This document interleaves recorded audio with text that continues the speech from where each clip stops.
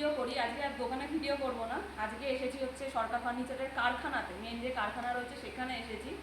তো একটা অন্য কথা বলার ছিল, সেটা হচ্ছে যদি কেউ আমাদের থেকে ফার্নিচার নিয়ে দোকান দিতে চায় তো অবশ্যই একবার যোগাযোগ করতে পারে। কারণ এখান থেকে মানে কারখানা থেকে একটা দুটো না, প্রায় অনেক অনেক ফার্নিচার যায়। তো যদি কেউ মনে করে যে না একটা দোকান দেবো বা কিছু, সামনে নববর্ষ, তো একবার এসে যোগাযোগ করতে পারে। এখান থেকে অনেকেই নিয়ে দোকান দিচ্ছে।